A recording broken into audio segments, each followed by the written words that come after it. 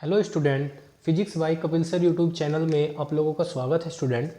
यह हमारी जो सीरीज़ है वो यूपी बोर्ड 10th क्लास के लिए चली हुई है स्टूडेंट। इससे पहली वीडियो में हमने मानव नेत्र के बारे में पढ़ा था और इस वीडियो में हम मानव नेत्र में होने वाले दोषों के बारे में पढ़ेंगे। तो हमारा हेडिंग है दृष्टि दोष। दृष्टि दोष होता क्या है स्टूडेंट? कभी कभी क्या होता है, हमारे जो नेत्र है, नेत्र की जो समंजन क्षमता क्षीण हो जाती है। ठीक है, नेत्र की जो समंजन क्षमता है वो क्षीण हो जाती है। उसके कारण हमें वस्तु दिखाई नहीं देती और दिखाई देती है तो धुंधली दिखाई देती है। इसी को बोलते हैं हम दृष्टि दोष। इसे लिखते हैं, कभी कभी मानव नेत्र की समंजन क्षमता कैसी हो जाती है स्टूडेंट? क्षीण हो जाती है। ठीक है, वो क्षीण हो जाती है तो उसके क्षीण होने के कारण हमें वस्तु दिखाई नहीं देती, और अगर दिखाई देती है तो कैसी दिखाई देती है? धुंधली। वस्तु दिखाई नहीं देती और अगर दिखाई देती है तो वह कैसी दिखाई देती है? धुंधली।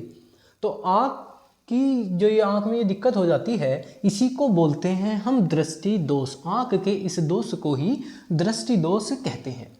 अब ये दृष्टि दोष स्टूडेंट कितने प्रकार के होते हैं? ये दृष्टि दोष स्टूडेंट 5 प्रकार के होते हैं।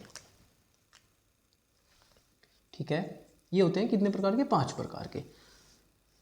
पहला निकट दृष्टि दोष,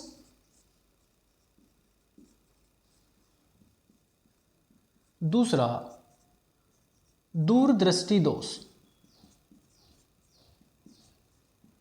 ठीक है, और तीसरा होता है स्टूडेंट आपका, पहला निकट दृष्टि दोष, दूसरा दूरदृष्टि दोष, तीसरा जरा दूरदर्शिता। तीसरा होता है जरा दूरदर्शिता, चौथा होता है अबिंदुकता, और पांचवा होता है आपका वर्णांधता। ठीक है, होता है अबिंदुकता, पांचवा होता है वर्णांधता। ठीक है स्टूडेंट, हम थोड़ा थोड़ा डिस्कस इनके बारे में जरूर करेंगे, लेकिन इनको थोड़ा डीपली पढ़ेंगे। निकट दृष्टि दोष और दूरदृष्टि दोष आपके पेपर में यहां से करीबन 5 नंबर का क्वेश्चन बनता है। 1 नंबर का या 2 नंबर के यहां से बनेंगे आपके ऑब्जेक्टिव क्वेश्चन,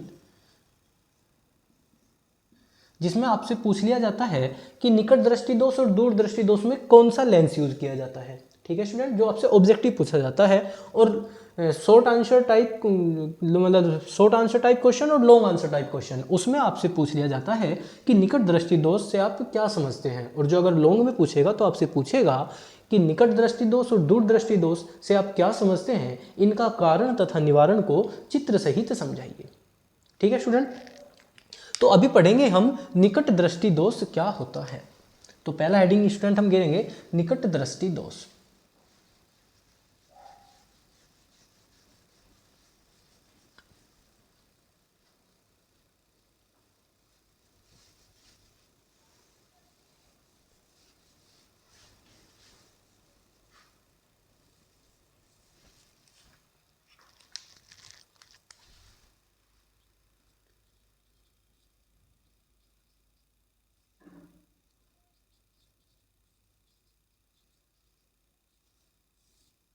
क्या होता है निकट दृष्टि दोष? इस दोष से पीड़ित व्यक्ति को पास की वस्तु तो स्पष्ट दिखाई देती है, परंतु एक निश्चित दूरी से आगे की वस्तु स्पष्ट दिखाई नहीं देती। इस दोष से पीड़ित व्यक्ति को, इस दोष से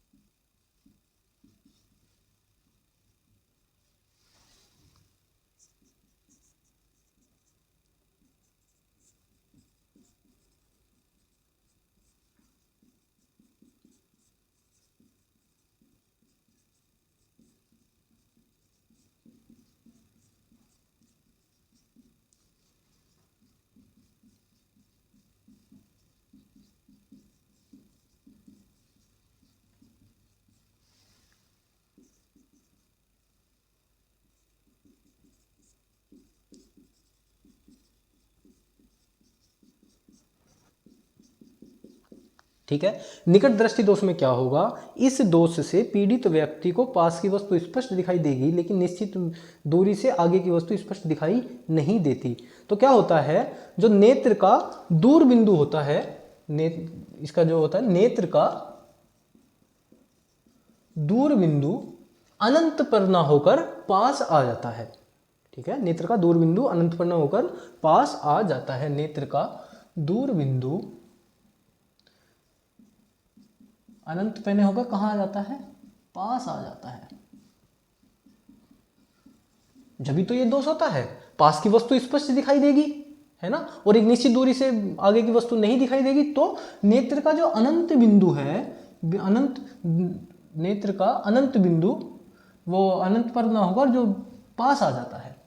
ठीक है, और ये दोष सबसे ज्यादा 10 से 16 वर्ष की आयु के बच्चों में सबसे ज्यादा होता है। तो जो 10 से 16 वर्ष की आयु के बच्चे होते हैं ना, उनके सबसे ज्यादा ये होता है, ये दोष सबसे ज्यादा उनके में होता है। ठीक है, अब होता क्या है इसमें, जो अनंत से चलने वाली किरणें हैं, वो जो भी वस्तु से अनंत से चलने वाली किरणें हैं, वो हमारे रेटिना पर फोकस न होकर रेटिना से पहले ही फोकस हो जाती हैं। ठीक है, तो इसमें अनंत से चलने वाली किरण, जो अनंत से किरण चलती हैं, वो हमारे दृष्टिपटल मतलब रेटिना पर फोकस न होकर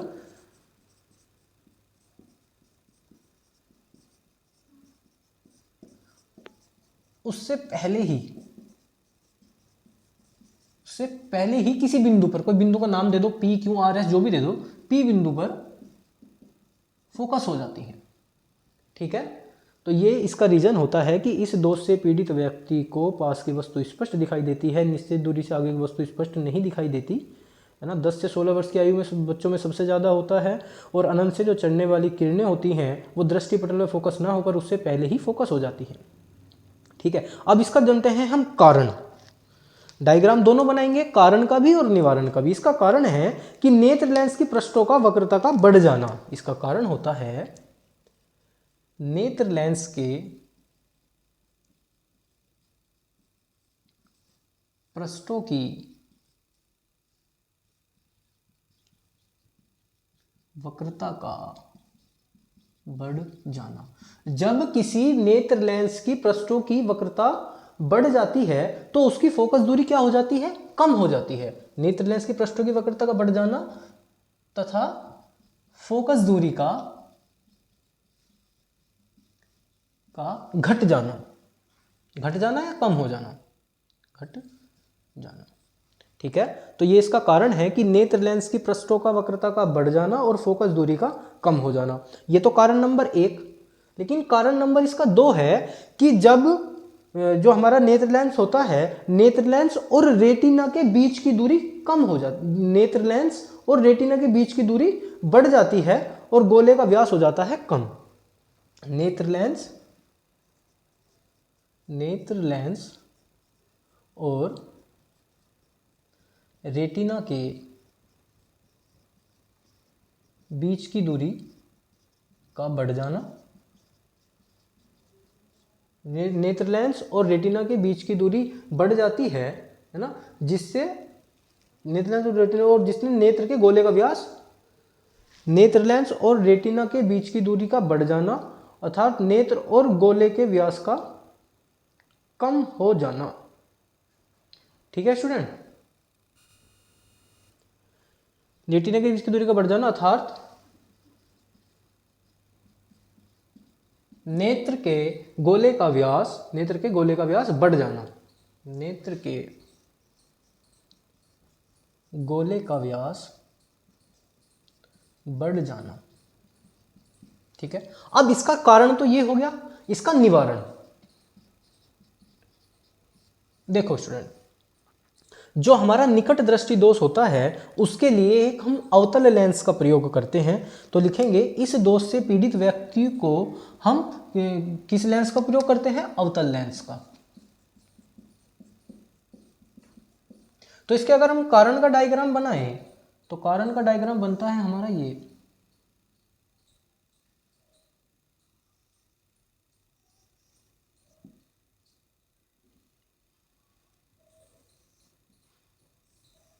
ये हमारी क्या होगी, ये हमारा लेंस हो गया,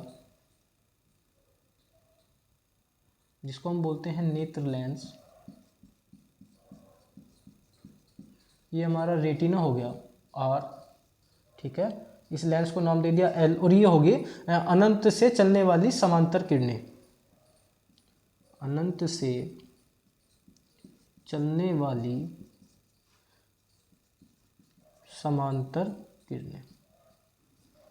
तो इसका कारण होता है कि जब भी कोई अनंत से समांतर किरणें चलती हैं वो हमारे रेटिना पर फोकस न होकर रेटिना से पहले ही फोकस हो जाती हैं, रेटिना से पहले ही फोकस हो जाती हैं किसी बिंदु P पर, ठीक है। ये तो हो गया जी इसका कारण। अब हमें निवारण क्या करना है, निवारण में हम एक ऐसे अवतल लेंस का प्रयोग करते हैं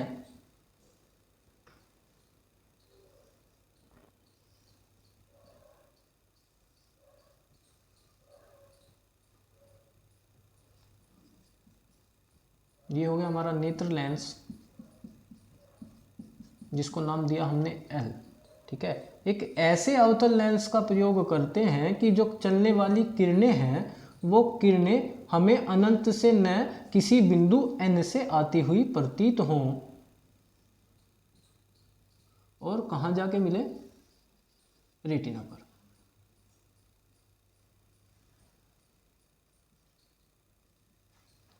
ठीक है, तो इसके निवारण में हम क्या लिखेंगे कि ऐसे अवतल लेंस का प्रयोग करेंगे जो किरणें, जो समांतर किरणें अपवर्तन के पश्चात हमें किसी बिंदु, या एन लिख लो या एफ लिख लो, एफ, हाँ, किसी बिंदु एफ से आती हुई प्रतीत हो। तो लिखेंगे इस दोष से पीड़ित व्यक्ति को ऐसे अवतल लेंस का प्रयोग करते हैं जो किरणें अपवर्तन के, अवतल लेंस से अपवर्तन के पश्चात किसी बिंदु एफ से आती हुई प्रतीत होती हैं, ठीक है। जब इस बिंदु एफ से आती हुई प्रतीत होती हैं तो उनका प्रतिबिंब हमें कहाँ मिलता है, रेटिना पर, ठीक है स्टूडेंट। ये तो इसके कारण था। कारण क्या था कि हमें जो भी समांतर किरणें आ रही थी, जब हमें दोष था वो नेत्र, हमारा जो दृष्टि पटल पे प्रतिबिंब ना बनकर उससे पहले ही प्रतिबिंब किसी बिंदु P पर बन रहा था, जिस कारण हमें दोष हुआ था, ठीक है। अब लिखेंगे हम दूरदृष्टि दोष।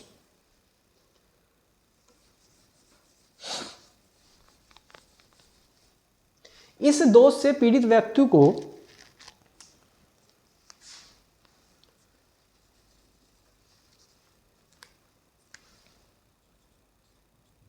इस दोष से पीड़ित व्यक्ति को दूर की वस्तु तो स्पष्ट दिखाई देती है और परंतु पास की वस्तु स्पष्ट नहीं दिखाई देती। इस दोष से पीड़ित व्यक्ति को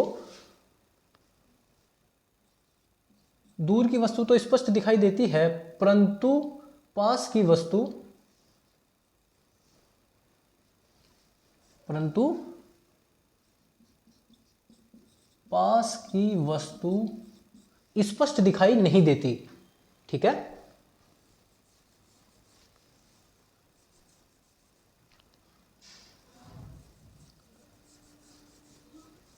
पास की वस्तु स्पष्ट दिखाई नहीं देती। तो ऐसा होता क्या है कि इस स्थिति में, इस दोष के कारण हमें अपनी जो पुस्तक है वो पढ़ने के लिए 25 सेंटीमीटर से अधिक दूरी पर रखनी पड़ती है, ठीक है जी। हम जब भी अपनी पढ़ने के लिए वस्तु रखेंगे वो 25 सेंटीमीटर से अधिक दूरी पर रखेंगे। और इस दोष में होता क्या है, समीप की वस्तु का प्रतिबिंब रेटिना पर न बनकर उससे आगे बनता है। इससे तो, इसमें क्या हो रहा था, इसमें तो प्रतिबिंब पहले बन रहा था, लेकिन इसमें क्या होता है कि प्रतिबिंब रेटिना पर न बनकर उससे आगे बनता है।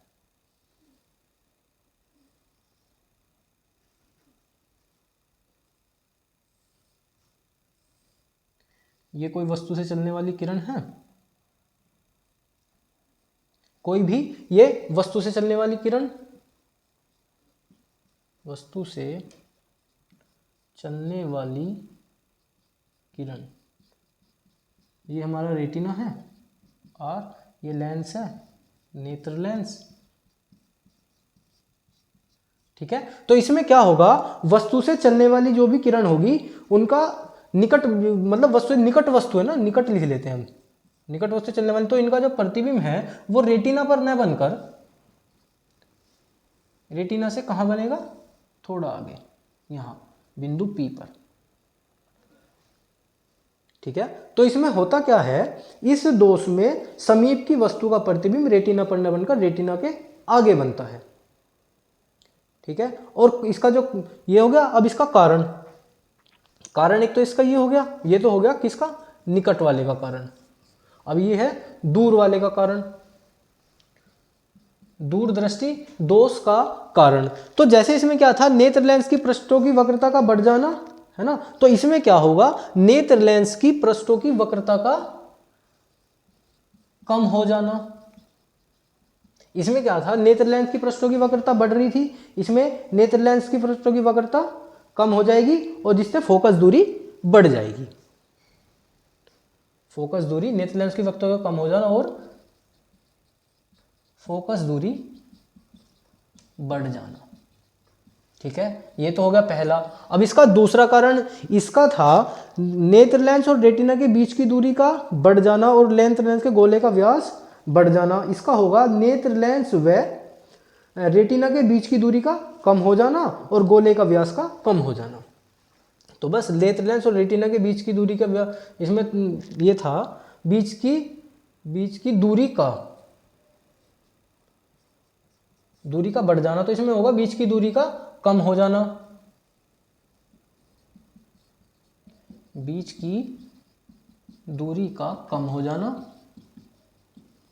जाना और गोले के व्यास का कम हो जाना, गोले के व्यास का कम हो जाना। एक बार दोबारा सुनो, जो हमारा निकट दृष्टि दोष था उसके कारण थे नेत्र लेंस के पृष्ठों की वक्रता का बढ़ जाना तथा फोकस दूरी का कम हो जाना या घट जाना इसमें, और ये दूसरा था। अब दूरदृष्टि दोष का क्या होगा, नेत्र लेंस की पृष्ठों की वक्रता का बढ़ जाना, मतलब यहाँ था बढ़ जाना तो यहाँ हो जाएगा घट जाना, और यहाँ था घट जाना तो यहाँ हो जाएगा बढ़ जाना। ठीक है, और इसमें ही यहाँ था बढ़ जाना तो यहाँ हो जाएगा घट जाना, और यहाँ भी था बढ़ जाना तो यहाँ हो जाएगा घट जाना। तो ये तो इसके कारण है, ये इसके कारण है। अब इसका निवारण सुनो, ये कारण था, ये यहाँ था, तो अब इसमें हम करेंगे क्या,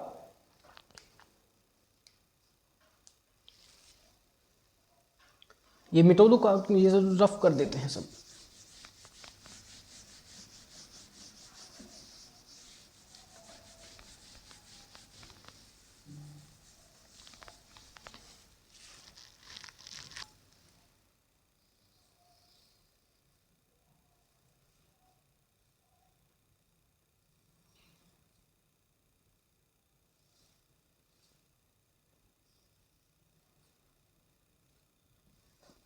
ये निकट स्थित वस्तु से चलने वाली कोई किरण है, ये लेंस है, ये यहाँ R है, ये L, ये नेत्र लेंस। ठीक है, अब हम इसमें करेंगे क्या कि इसके बीच में एक ऐसा उत्तल लेंस रख देंगे जिससे चलने वाली प्रकाश की किरण इससे नहीं, इसके किसी बिंदु N से आती हुई प्रतीत होंगी, और वो हमें प्रतिबिंब कहाँ मिलेगा, इसके रेटिना पर प्रतिबिंब मिल जाएगा।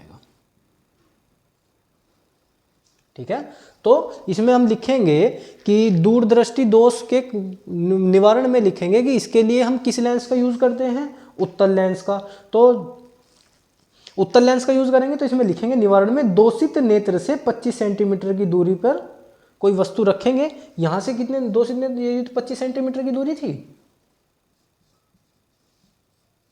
और ये भी यहाँ 25 सेंटीमीटर की दूरी थी, क्योंकि स्पष्ट दृष्टि की न्यूनतम दूरी कितनी होती है, 25 सेंटीमीटर।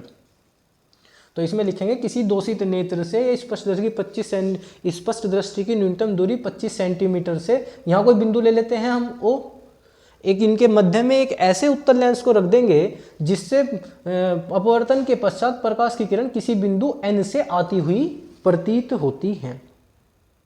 ठीक है, जब अब N से आती हुई प्रतीत होंगी तो हमें प्रतिबिंब कहाँ मिलेगा, रेटिना पर। ठीक है, तो आपको अभी दूरदृष्टि दोष और निकट दृष्टि दोष, जो निकट दृष्टि दोष है उसमें हम अवतल लेंस का प्रयोग करते हैं, और जो दूरदृष्टि दोष है उसमें हम उत्तल लेंस का प्रयोग करते हैं। ठीक है, तो निकट दृष्टि दोष हुआ, दूरदृष्टि दोष हुआ। अगला हेडिंग है हमारा जरा दूरदर्शिता। ठीक है स्टूडेंट, यह है हमारा जरा दूरदर्शिता। ठीक है, जरा दूरदर्शिता होता क्या है? कुछ व्यक्ति होते हैं जिनको निकट व दूर, निकट दृष्टि दोष व दूरदृष्टि दोष, दोनों दोष एक साथ हो जाते हैं, एक साथ हो जाते हैं। जब किसी व्यक्ति को निकट दृष्टि दोष व दूरदृष्टि दोष एक साथ हो जाते हैं, इसे ही हम जरा दूरदर्शिता कहते हैं। इस दोष को दूर करने के लिए हम किस लेंस का प्रयोग करते हैं? द्विफोकसीय लेंस का प्रयोग किया जाता है। किस लेंस का प्रयोग? द्विफोकसीय लेंस का प्रयोग। ठीक है, और वो द्विफोकसीय लेंस कैसा होता है? उस लेंस का जो ऊपर का सिरा होता है और नीचे का सिरा होता है। ऊपर का सिरा तो कैसा बना हो? ऊपर का सिरा तो अवतल लेंस की भांति कार्य करे, मतलब अवतल लेंस का बना, और नीचे का सिरा उत्तल लेंस का बना हो। ठीक है, जब कोई व्यक्ति निकट दृष्टि दोष और दूरदृष्टि दोष दोनों हो जाएं तो ऐसे को हम क्या कहते हैं? जरा दूरदर्शिता। दोष को दूर करने के लिए हम द्विफोकसीय लेंस का प्रयोग करते हैं, जिसका ऊपरी भरा उत्तल लेंस और निचला जो सिरा है वो अवतल लेंस के कार्य करता है। जो ऊपरी भाग होता है वो तो दूर की वस्तुओं को देखने के लिए, ठीक है, और जो ये होता है ये पास की वस्तु या निकट की वस्तु को देखने के लिए, दूर की वस्तु को देखने के लिए प्रयोग में लाया जाता है। और जो नीचे का सिरा होता है वो निकट की वस्तु या पास की वस्तु को देखने के लिए प्रयोग में लाया जाता है। तो हम अगर चश्मा बना रहे हैं तो उसका जो ऊपर का सिरा होगा वो तो होगा अवतल लेंस की तरह, और नीचे का जो सिरा होगा ये वाला, ये होगा उत्तल लेंस की तरह। ठीक है स्टूडेंट, इतनी बात समझ में आई? तो जो द्विफोकसीय लेंस का प्रयोग करेंगे, ऊपर का अवतल और नीचे का उत्तल। ठीक है, अब अगला हेडिंग है हमारा अबिंदुकता। अगला हेडिंग क्या है? अबिंदुकता।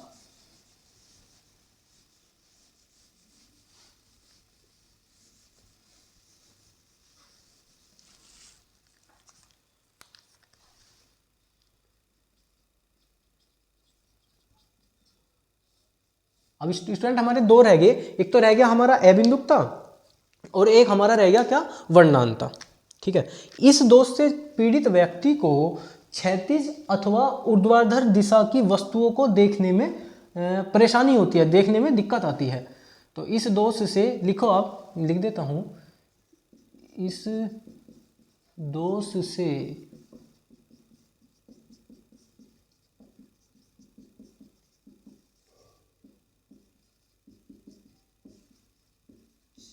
अथवा ऊर्ध्व दिशा में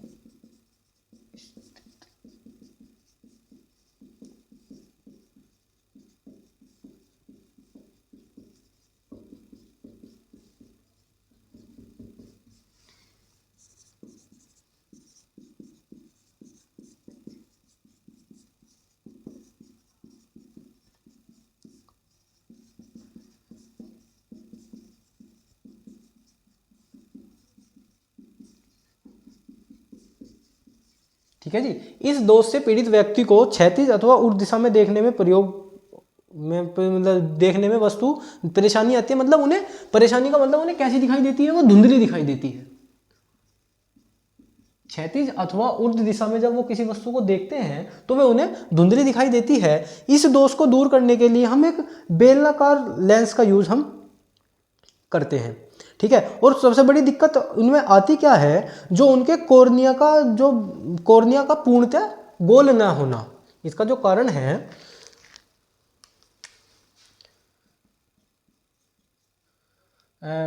इस दोष से पीड़ित व्यक्ति के कोर्निया का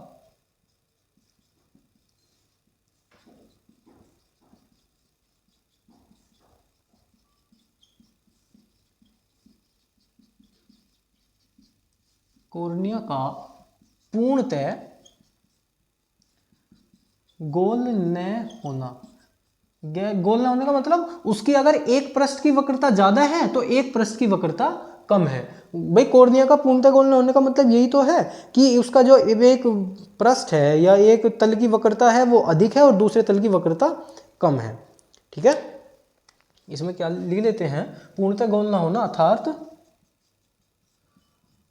एक तल की वक्रता का अधिक होना व दूसरे तल की वक्रता का कम होना। ठीक है जी। अगला हमारा हेडिंग है वर्णांधता। क्या है स्टूडेंट, अगला हमारा हेडिंग वर्णांधता। वर्णांधता में दिक्कत क्या आती है स्टूडेंट, यह एक जन्मजात रोग होता है। पहले हेडिंग लिख लेते हैं,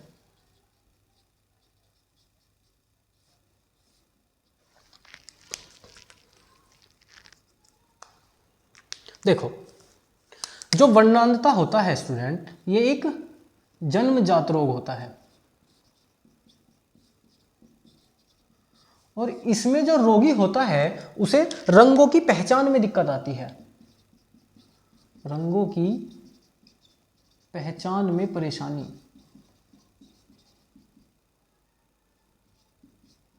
और ये जो रोग है ये 0.5% तो स्त्रियों में मिलता है और 4% मिलता है पुरुषों में।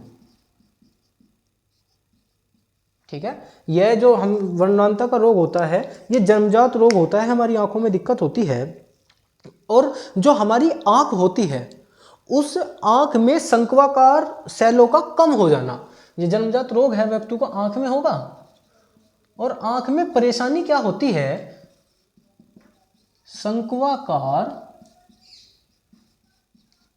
सेलों का कम हो जाना। जब मनुष्य की आंख में ये संक्वाकार सेल कम हो जाती हैं तो मनुष्य को रंगों की पहचान में परेशानी आती है। ठीक है, तो ये संक्वाकार सेल ही होती हैं स्टूडेंट जो हमें वस्तुओं को मतलब उनके रंगों का हमें पता चलता है। ठीक है, और इसका कोई उपचार नहीं होता, इसका कोई उपचार नहीं होता। वर्णांधता का कोई उपचार नहीं होता। ठीक है, और अगर आप इसकी डेफिनेशन लिखना चाहोगे तो आप लिखोगे किसी भी व्यक्ति में रंगों की पहचान में दिक्कत होना ही वर्णांधता कहलाती है। व्यक्ति में यह रोग जन्मजात होता है। व्यक्ति की आंख में या मतलब पीड़ित की आंख में संक्वाकार सेलों का कम हो जाना ही इस रोग की पहचान होती है। ये संक्वाकार सेल हमें रंगों की पहचान कराती है। वर्णांधता का कोई उपचार नहीं होता। और सबसे बड़ी बात, कुछ व्यक्ति होते हैं जिनको लाल व हरे रंग में दिक्कत आती है। इनमें जो सबसे ज़्यादा दिक्कत आती है एक तो लाल और एक हरे रंग में। कुछ व्यक्ति तो ऐसे होंगे जिन्हें लाल और हरे रंग में दिक्कत आएगी और कुछ व्यक्ति ऐसे होंगे जिनको नीले और पीले रंग में दिक्कत आएगी। ठीक है, तो जो वर्णांधता का मेनली रोग होता है जो रंगों की पहचान नहीं होती, एक तो लाल रंग और एक हरे रंग और नीले रंग और पीले रंग में दिक्कत हमें आती है। ठीक है स्टूडेंट, आज की वीडियो में इतना ही। आगे की वीडियो में मिलेंगे नेक्स्ट टॉपिक के साथ। Thank you. अगर आपको वीडियो अच्छी लगी हो तो लाइक करना और शेयर करना और चैनल को सब्सक्राइब करना। Thank you.